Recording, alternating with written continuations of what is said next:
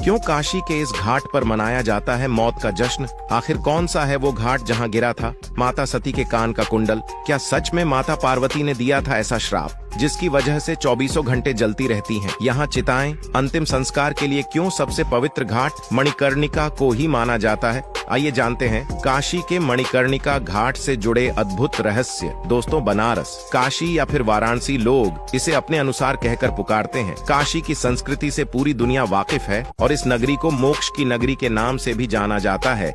इसके अलावा काशी में घाटों की भी बड़ी मान्यता है। यहाँ के 84 घाटों में सबसे चर्चित घाट है मणिकर्णिका। मणिकर्णिका घाट वाराणसी के सबसे पुराने घाटों में से एक है और हिंदू धर्म में पवित्र शास्त्रों द्वारा इसे अन्य घाटों में सर्वोच्च स्थान दिया गया है। ऐसा कहा जाता है कि यहाँ जिसका अंतिम संस्कार किया जाता है उसकी आत्मा मोक्ष को प्राप्त होती है। इसी कारण अधिकतर लोग अपने अंतिम समय में इसी घाट पर आना चाहते हैं। यानी इस स्थान पर अंतिम संस्कार होने पर व्यक्ति की आत्मा सीधे स्वर्ग को प्राप्त होती है। मणिकर्णिका घाट में चिताओं के दहन और अंतिम संस्कार की एक पुरानी पौराणिक कथा प्रचलित है। साथ ही इस कहानी में इस घाट का मणिकर्णिका नाम कैसे पड़ा, इसका भी कारण बताया गया है। दरअसल दोस्तों, जब सती ने अपने पिता के अपमान की वजह से अग्नि में कूद गई थीं, तो भगवान शिव उनके जलते हुए शरीर को हिमालय तक ले गए, जहां भगवान विष्णु ने भगवान शिव की दुर्दशा को देखकर अपना सुदर्शन चक्र देवी आदिशक्ति के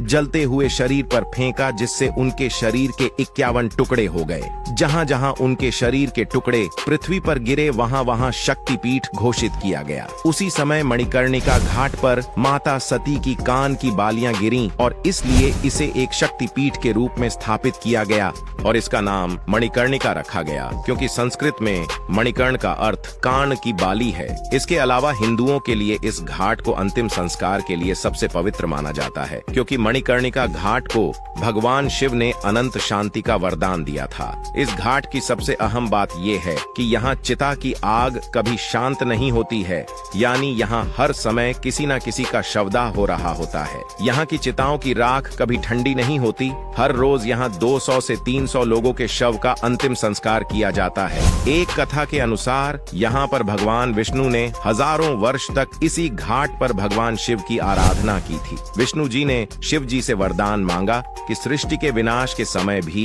काशी को नष्ट न किया जाए। भगवान शिव और माता पार्वती विष्णु जी की प्रार्थना से प्रसन्न होकर यहाँ आए। इसे मान्यता है कि यहाँ मोक्ष की प्राप्ति होती है। तो वहीं ऐसा भी कहा जाता है कि भगवान विष्णु ने शिव पार्वती के लिए यहाँ पर स्नान कुंड का भी निर्माण किया था, जिसे मणिकर्णिका कुंड के नाम से ही जाना जाता है। ऐसा भी बताया जाता है कि एक बार शिव अपनी पत्नी पार्वती के साथ विष्णु के सामने उनकी एक इच्छा पूरी करने के लिए वाराणसी आए थे। तब भगवान विष्णु ने उनके स्नान के लिए गंगा तट पर एक कुआं खोदा था। वहीं जब भगवान शिव इस कुंड में स्नान कर रहे थे तो उनके कान की बाली से एक मणि कुएं में गिर गई, जिसकी वजह से इस कुंड को मणिकर्णिका कुंड कहा जाने लगा। तो दोस्तों, गंगा किनारे बसे मणिकर्णिका घाट की ये जानकारी इस वीडियो के माध्यम से शेयर जरूर करें।